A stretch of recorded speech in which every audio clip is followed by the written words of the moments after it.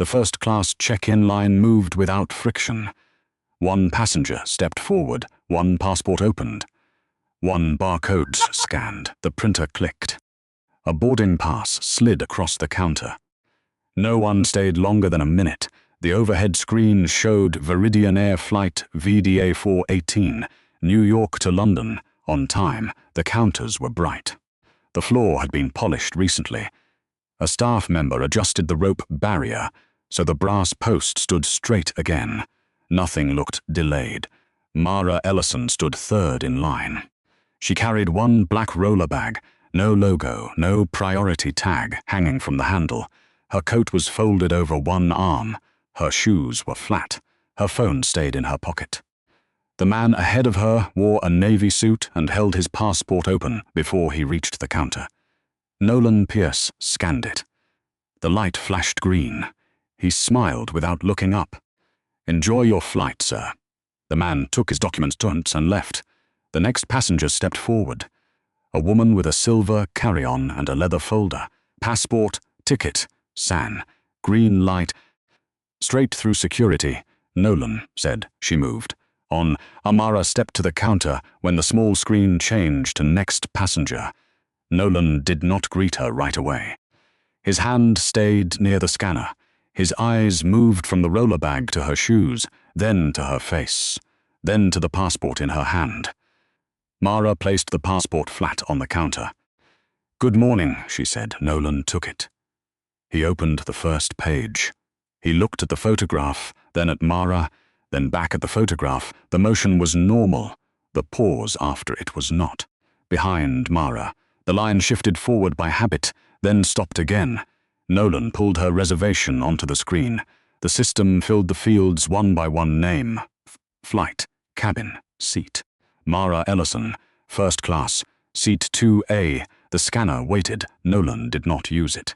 He leaned closer to the monitor and touched one key, then another. The screen did not change. Mara watched his hand. The passport stayed open beside the scanner. The barcode on her phone stayed unread. "Is there a problem?" she asked. Nolan did not answer the question. "Do you have another form of identification?" Mara opened her wallet. She placed a driver's license beside the passport. Nolan picked it up by the corner. He compared the two documents. He set the license down, not beside the passport, slightly farther away. "Who booked this ticket?" Mara looked at the monitor. "My office." Nolan's fingers returned to the keyboard. "Do you have the card used for purchase?" "The ticket is already confirmed. I still need to verify." The man behind Mara let out a quiet breath. Not loud enough to be a complaint. Loud enough to mark the time. At counter 14, another printer clicked. A boarding pass came out. A passenger left smiling. Mara stayed where she was. Nolan lifted the phone from its cradle. He turned his shoulder slightly as he spoke. "Diane, can you come to counter 12? A pause. "Yes." "First class verification." He did not say the scan had not been completed. He did not say the system had already shown her seat. He did not say there was no error message on the screen. He placed the receiver down. Mara's passport remained open. Her license remained separate. Her phone remained in her hand. Barcode still waiting. Diane Mercer arrived from the service desk with a tablet tucked against her side. Her badge was clipped straight. Her jacket was buttoned. She stopped beside Nolan, not beside Mara. "What do we have?" Nolan turned the monitor a few inches toward her. "Passenger is showing first class." Diane looked at the screen, then at Mara. The words stayed in the air. "Showing first class, not booked, not confirmed, not seated. Showing done." Tap the counter once with one fingernail. "May I see your confirmation email?" Mara unlocked her phone. She opened the message. She turned the screen toward them. Diane did not take the phone. She leaned just enough to see the top line. Viridian Air, Flight VDA 418, Seat 2A. Boarding Group A. Her eyes moved to the timestamp. Then she straightened. "Screenshots can be old." "It is not a screenshot," Mara said. Diane did not respond to that. Nolan moved his hand toward the scanner. He stopped before touching it, Mara noticed. So did someone else. At the end of the counter, a junior agent looked up from her station. Her name tag read Lena Ortiz. She glanced at Mara's open reservation, then at the unused scanner. Her hand paused over her own keyboard. Diane saw the glance. "Lena," she said, without turning fully. "Can you clear counter 8? Lena looked down. "Yes, ma'am." The line behind Mara was now still. No announcement had been made. No alarm had sounded. No red notice had appeared on the monitor. Only one step had been skipped. The scan, Diane slid Mara's passport closer to herself. "We'll need you to step to the side for additional verification." Mara looked at the empty scanner, then at the green-lit screen, waiting for input. How long will that take? Diane's smile was small. As long as required, Mara did not move. For 1 second, her fingers tightened around the handle of her bag. Then she released it. "Before I step aside," she said, "please scan the ticket." Nolan looked at Diane. Diane looked at the line. The printer at counter 14 clicked again. Another passenger left with a boarding pass. Mara's barcode remained unread. Nolan finally lifted the scanner. He did it slowly, as if the motion needed permission. Diane did not stop him this time. The red light crossed Mara's phone screen. The scanner chirped once. Clean, short, unmistakable, the monitor changed. A green bar appeared across the reservation field. Verified. Nolan looked at it for a moment longer than necessary. Then he pressed print. The printer woke beneath the counter. Paper moved through the slot. A boarding pass came out with a soft mechanical cut. Mara did not reach for it. Nolan placed it on the counter. Diane picked it up first. She read it: name, flight, cabin, seat. Nothing had changed. She set it down, but not close enough for Mara to take comfortably. "Security is straight ahead," Diane said. Her voice had returned to a service tone. The words sounded normal, the sequence did not. Mara took the boarding pass. Then she looked at the monitor again. Was a concern entered? Diane's hand paused over her tablet. No. Was a fraud flag opened? No. Was additional verification required by the system? Diane closed the tablet cover. "You have your boarding pass." That was the answer she chose. Arthur Vale shifted behind Mara. His shoes made one quiet sound on the tile. He did not step forward. Mara folded the boarding pass once, then unfolded it. The paper held the crease. "I need your names." Nolan looked down at his badge. It was already visible. Diane did not move. "All employee information is available through customer service. I am asking here." Diane inhaled through her nose. Diane Mercer. "Passenger Services Supervisor." Nolan spoke after her. "Nolan Pierce." Mara nodded once. "No thank you." No argument. She placed her phone into her coat pocket and lifted the handle of her roller bag. The line behind her began to breathe again, not loudly. Just enough. Arthur stepped forward to the counter. Nolan took his passport. He scanned it immediately. Green light, no extra question, no second document, no payment proof. The printer clicked. Mara heard it while walking away. That sound stayed with her longer than the words. At the entrance to security, the process returned to rhythm. Passengers removed belts. Laptops slid into trays. Bins moved forward in short plastic bursts. Mara joined the premium screening lane. Her boarding pass was scanned by a woman with grey hair and tired eyes. Green light. The woman handed it back. "Have a good flight." No pause, no second look, no adjustment of tone. For several minutes, nothing happened. That was the part Mara noticed. How simple the process became when no one added a private step. She placed her bag on the belt. Her coat went into a tray. Her phone went beside it. The tray moved. A security officer looked at the screen, then at the bag, then waved it through. Mara collected her things on the other side. Her hands moved in order. Bon, coat, wallet, biding pass. She checked each item without hurry. At the end of the table, a man struggled with a child's stroller. One wheel folded inward and stuck. A young officer watched for a moment. then stepped forward and fixed the latch. The man nodded. The officer returned to his post. No announcement followed. No one praised him. The system simply worked for a few seconds. Mara walked toward the Viridian Lounge. The corridor widened after security. The light changed from white to warm yellow. Perfume from the duty-free store reached the carpeted section before the storefront appeared. The lounge entrance was marked by a polished wall and a small desk. Behind it sat a lounge attendant named Iris Caldwell. Her posture was straight. Her tablet rested on a stand. A vase of white flowers sat beside the scanner, all stems cut to the same height. Mara stepped forward. Iris looked up. Her eyes moved to the hoodie, then to the roller bag, then to the boarding pass. "May I see that?" Mara placed the pass on the scanner. Iris did not press the button. She picked up the pass instead. The same delay returned. Small, measured, familiar. "This lounge is for first class and executive members," Iris said. Mara looked at the scanner. "My pass shows first class." Iris glanced at the paper. "It shows that, yes." Again, the word shows. Mara's fingers rested on the handle of her bag.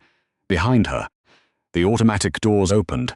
Arthur Vale entered the corridor, holding his own boarding pass. He was still too far away to speak. Iris kept Mara's pass in her hand. "Do you have a membership card?" Mara watched the scanner light blink once, then again waiting. "My ticket is enough." Iris smiled without opening the gate. Usually, Iris kept the boarding pass between two fingers, not folded, not returned, held. Mara looked at the scanner. The small light blinked under the glass.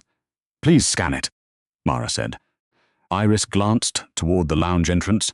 A man in a charcoal coat walked in behind Mara. He placed his phone on the scanner without being asked.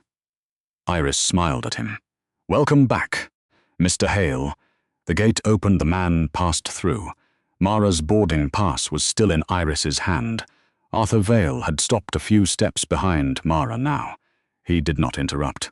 He only watched the desk. Iris set Mara's pass down beside the scanner. "Not on it. Sometimes first-class access updates late," she said. "The ticket was verified at check-in. That does not always transfer." Mara looked at the closed gate, then scan it. Iris tapped the tablet screen with one fingernail. The motion made a soft plastic sound. "I can call passenger services. Call them after the scan." Iris did not move. A family approached from the side corridor. 2 adults, a child with a stuffed bear. The father held 3 boarding passes in one hand. Iris reached past Mara and accepted them. Sand, green, light. Gate open. The child dragged the bear by one arm across the floor. Its fabric foot caught under the edge of the mat. The child pulled once. The bear slipped free. The family disappeared into the lounge. Mara remained outside. Arthur stepped closer. "Is the scanner down?" he asked. Iris looked at him quickly. "No, sir." "Then what is preventing the scan?" Iris picked up Mara's pass again. Her thumb covered the seat line. "I am just being careful." Arthur nodded once. Careful usually leaves a record. Iris' eyes moved to the tablet. Mara saw the screen from an angle. There was no error box, no warning. Only the access page. Iris lowered the brightness. A small act easy to miss. Mara did not miss it. She reached into her coat pocket and took out her phone. Not to record, not yet. She opened the Viridian app. Her trip appeared at the top. Flight VDA 418. New York to London, first class. Seat 2A, lounge access included. She placed the screen beside the paper boarding pass. Iris glanced at it. Apps can lag. The scanner does not lag. The words landed flat. For the first time, Iris said nothing. Then she placed the pass on the glass. The scanner chirped green. The gate unlocked. No apology came. Iris handed the boarding pass back. "Enjoy the lounge." Mara took it. She did not enter right away. Was there an access issue? Iris looked at the tablet again. No. Was a denial entered? No. Then what was this? Iris straightened the flowers in the vase. One stem had leaned forward. She turned it until the row looked even again. A manual check. Mara looked at the flowers, then at the scanner. Manual checks require a reason. Iris's fingers stopped on the vase. Arthur's boarding pass rested in his hand, still unscanned. He waited. The lounge behind the glass was quiet. Low chairs, soft lamps. A bar with polished bottles. A woman near the window turned one page of a magazine and stopped halfway. Mara stepped through the gate. Arthur scanned after her. Green, no question. Inside, the air smelled of coffee and lemon polish. A server crossed the room with a tray of empty glasses. The ice shifted once and settled. Mara chose a chair near the window. She placed her roller bag beside her left foot. She set the boarding pass on the small table, face up. Then she opened her notes. Not a complaint form, not an email. A plain document. She wrote the time, the counter, the employee names, the skipped scan, the held passport, the lounge delay, the second unscanned pass. Her thumb hovered above one line. Reason given. She left it blank. Arthur sat across from her after a moment. He set down a cup of black coffee. I have flown this route for years, he said. Mara looked up. He was not smiling now. This did not start today, she waited. Arthur folded his boarding pass once along the printed crease. I have seen people moved sideways before. Not refused. Not cleared. Just held long enough for everyone to understand the shape of the room. Mara wrote that down, moved sideways. Outside the window, a service truck stopped beneath the wing of another aircraft. The driver stepped out, checked a clipboard, then climbed back in without unloading anything. A process paused. No one announced why Mara closed her notes. A boarding call sounded softly through the lounge speakers.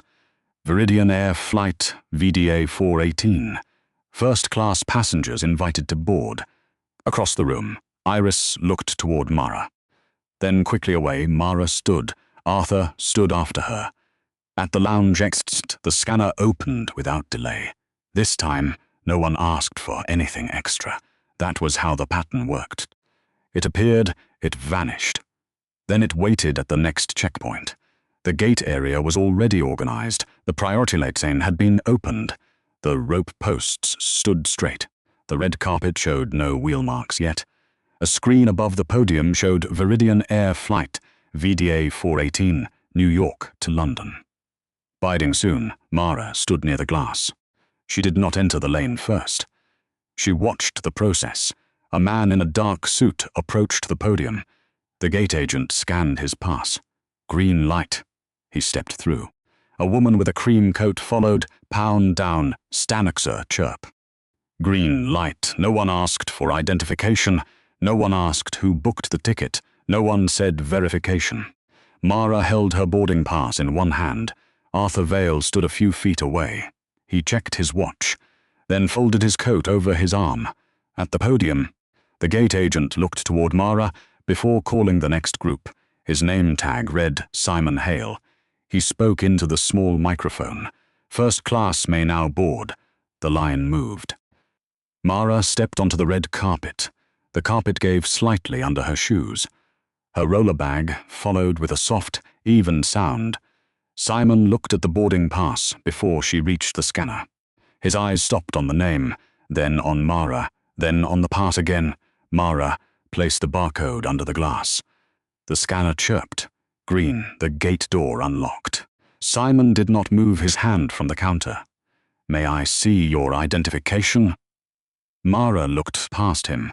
The passenger ahead of her was already halfway down the jet bridge. You did not ask him. Simon's mouth stayed still. Random verification. Mara handed him the passport.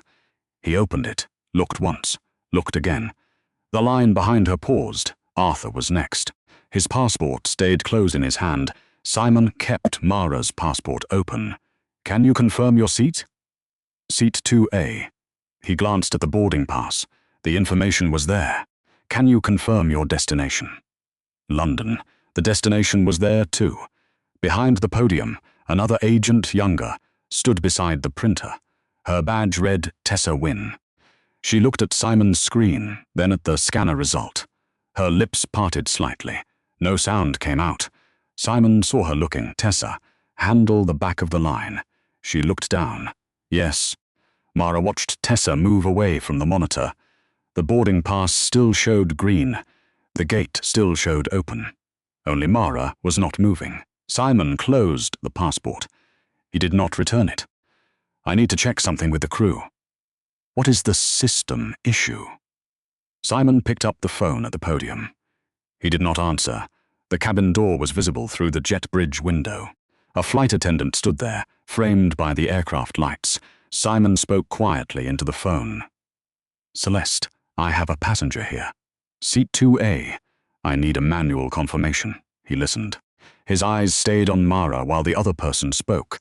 Then he said, understood. The receiver returned to its cradle. Mara's passport stayed in his left hand. What did the crew say? Simon looked at the screen. They will verify on board. Then return my passport.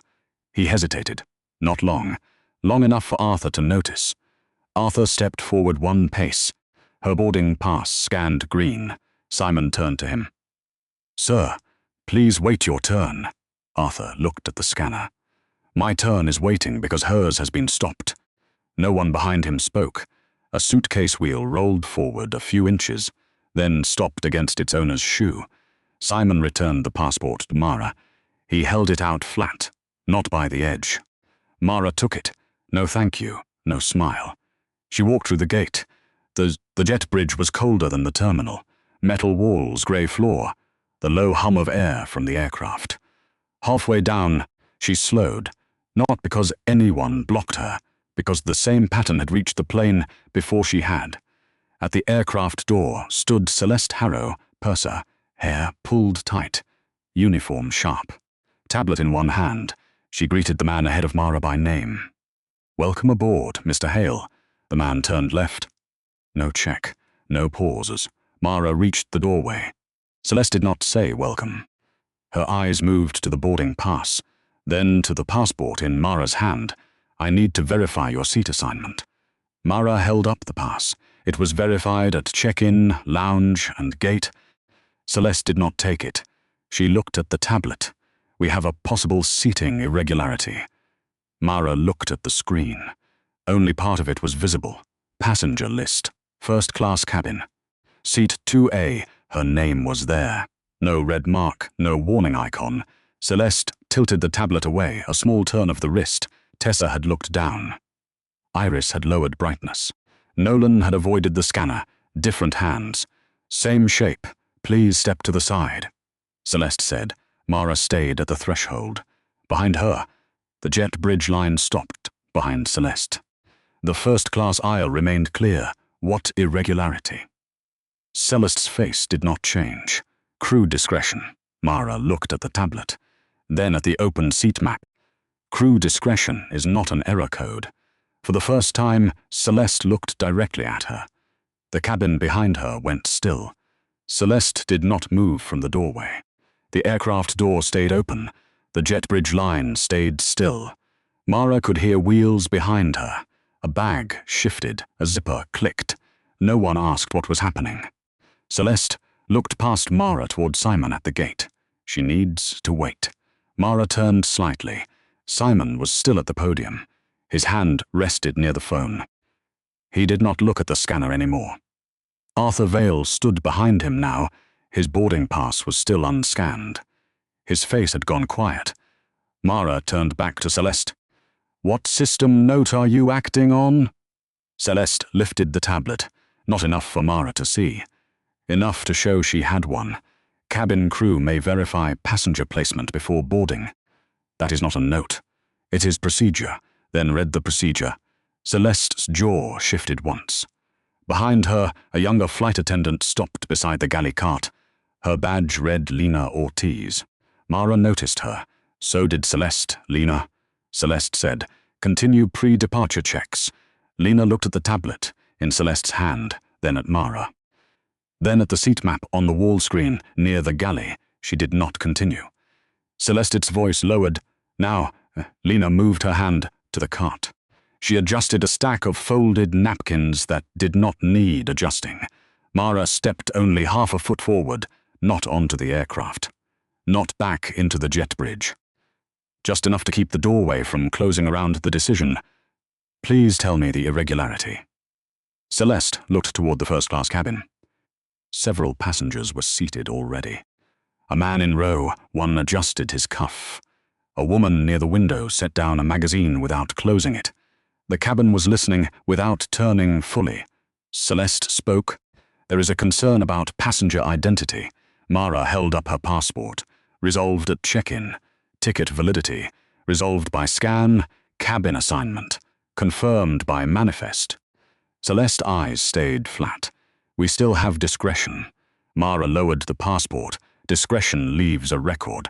For the first time, Lena looked directly at Mara. A small thing. Almost nothing. A witness shift. Celeste tapped the tablet. Her finger moved across the screen. Too fast for reading. Slow enough to look official. Mara watched the top corner. No red banner. No lockout, no security icon. Only a passenger list. Celeste angled the tablet farther away. Step aside. No, the word was quiet. It still changed the air. Simon started down the jet bridge from behind Mara. "Mom," he said. "We can sort this out at the podium." Mara did not look away from Celeste. "Was I cleared to board?" Simon stopped. The jet bridge hummed around them. "Yes," he said. Celeste looked at him. Simon added quickly. "Pending crew verification." Mara turned now. Did the scanner show green? Simon's mouth opened. He closed it. Arthur answered from behind him. It did. No one corrected him. Mara looked back at Celeste. "Did you receive an error code?" Celeste's hand tightened on the tablet. "Crew concern does not require." Lena interrupted, softly. "It does." No one moved. Lena's hand stayed on the napkins. Her eyes dropped immediately after she spoke. Celeste turned. "What did you say?" Lena swallowed once. "The manual says cabin security concerns require a code before removal or delay. Identity, ticketing, seat conflict, behavior. Each has a code." Celeste stared at her. Lena did not raise her voice. "I checked it after the training update." Mara looked at Celeste. "What code was entered?" Celeste did not answer. Simon looked back toward the podium. Arthur stepped closer. "Open the manifest," he said. Celeste turned sharply. "Sir, please board when called." "I cannot." "The passenger in front of me has not been processed." The woman near the first row lifted her phone, not high, just enough for the screen to see the doorway. Another passenger looked down at his hands. No one spoke for Celeste. Mara placed her boarding pass on the small ledge beside the door. "Barcode up." "Scan it here." Celeste did not pick it up. Lena looked at the wall screen. "Seat 2A is confirmed." Celeste said her name once. Low one Lena continued anyway. Passenger checked in. Lounge access used. Gate scan completed. No duplicate assignment. Simon's face changed by a fraction. He looked at Celeste's tablet now. Not at Mara. "Celeste," he said, "do you have a code?" Celeste tapped the tablet again. The sound was too loud in the still doorway. Then she stopped. Mara saw the empty field. Concern number. Blank. There it was, not a raised voice, not a confrontation, not a confession.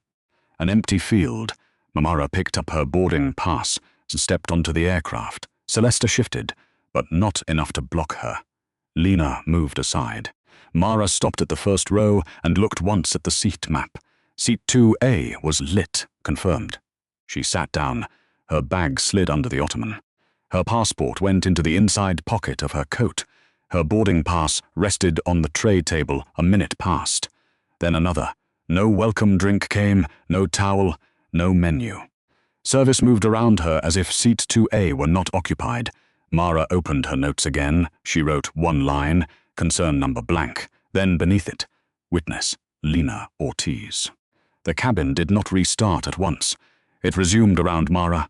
A glass was placed in row 1. A coat was hung in row 3. A menu was offered across the aisle. Seat 2A stayed untouched.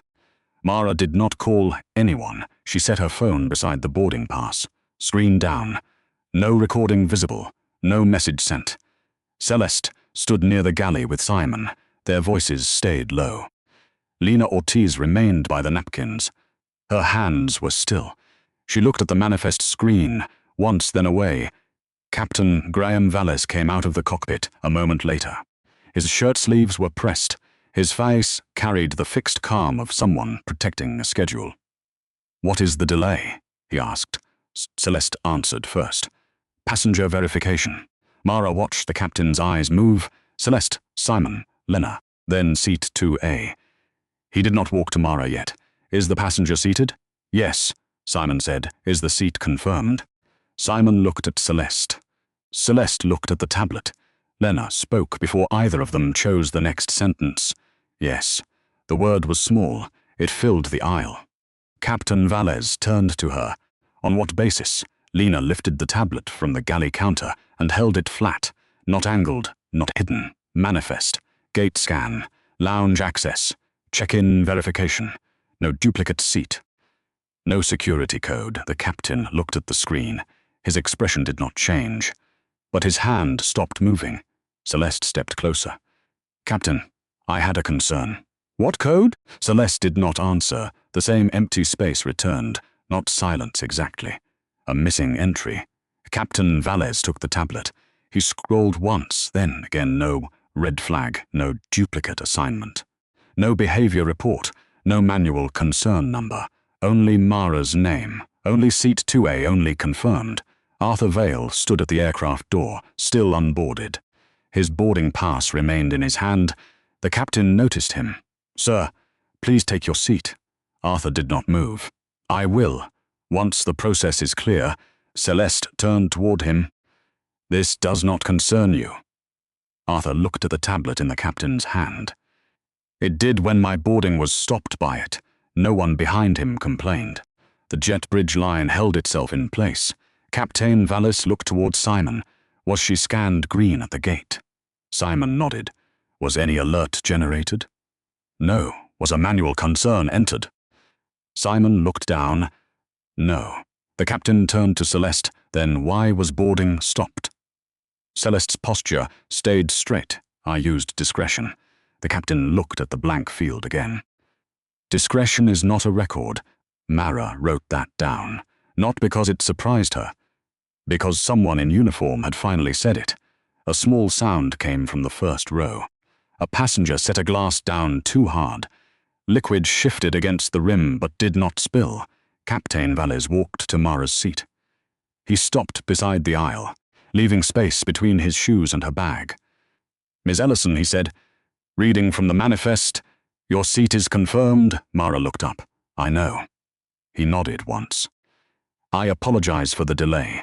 Mara did not accept it. She did not reject it. She looked at the tablet. "Please enter the correction." The captain paused. "What correction?" "The record says nothing happened." Lena's eyes moved to Mara. Mara continued, "The rec should say boarding was delayed after a green scan, without a concern code. After the passenger was already verified at 3 checkpoints, the cabin stayed quiet." Captain Valles held the tablet for another moment. Then he handed it to Simon. "Open an irregular handling report." Simon looked at Celeste. The captain did not. Now, Simon tapped the screen. The report form opened. Passenger name, flight, seat, reason. Employee entries, witnesses. Celeste watched the form load. Something in her face changed. Not fear, not regret. Recognition. A process had finally found her. Mara looked at Lena. "Add your name only if you are willing." Lena swallowed. Then she stepped beside Simon. "Lena Ortiz," she said. "Cabin crew." Simon typed it. Arthur raised his boarding pass slightly. "I witnessed the gate scan and the doorway stop." Simon typed again. Celeste said nothing. Captain Valles looked at her. "You are relieved from purser duties for this sector." Her head turned. "Captain, this is an operational decision. No raised voice, no spectacle, no passengers clapping." Lena was assigned forward service. Another attendant took the galley tablet. Celeste stepped back into the jump seat area and removed the silver service pin from her jacket. The pin made a small sound when it touched the counter. Mara finally received a menu. Then a towel, then water. Everything arrived in the correct order. That was the part that stayed with her. Not the apology, the order. Simon returned with the tablet before the cabin door closed. The report is entered. Mara read the screen. The blank field was gone. A correction existed now. Then the tablet changed. A new banner appeared at the top. Not red-blue. Internal audit notice. Simon froze. Captain Valles looked down. Celeste saw it from the jump seat area. The notice did not announce itself loudly. It did not need to. Bid-directed service audit. Passenger, Massa Ellison. Executive review access enabled. No one read it aloud. Mara did not ask them to. Captain Valles looked at her again. This time he did not speak first. Mara closed her notebook. "I was not checking whether one crew member could make a mistake," she said. Her voice stayed even. "I was checking whether the system would stop it." No one answered. The cabin door was still open. The station phone rang at the podium outside. Simon stepped back onto the jet bridge to answer it. The conversation was short. When he returned, his face had lost its service expression. "Operations has locked the manual concern category for this station," he said. Captain Valles looked at him. Simon continued, "Any passenger delay under that category now requires a concern code, supervisor name, and timestamp before action." Lena lowered her eyes. Arthur finally stepped onto the aircraft. He scanned his boarding pass at the door. Green, no question, no second document, no delay. He passed Mara's row and paused only long enough to nod. She nodded back. Celeste stayed seated in the jump seat area. Her hands rested on her knees. No one asked her to apologize. No one asked Mara to accept one. That part mattered too. A forced apology would have made the room feel clean too quickly. The tablet kept updating. Previous manual concern entries were pulled for review. The lounge delay was added. The check-in hold was added. The passport retention was added. Names appeared. Dinolan Pierce, Diane Mercer, Iris Caldwell, Lyman Hale, Celeste Harrow, Lena Ortiz as witness. A chain that had looked like separate moments became one file. The aircraft pushed back from the gate. Outside the window, the terminal moved slowly away. Mara placed the boarding pass inside her notebook. Across the aisle, Arthur fastened his seatbelt. Lena checked the cabin one row at a time. When she reached seat 2A, she did not speak. She only checked the belt. Then moved on. The first officer made the departure announcement. No one mentioned the delay. No one mentioned the report. The engine sound rose beneath the floor.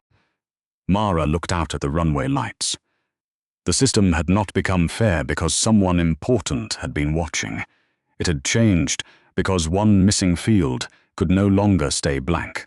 This story is fictional.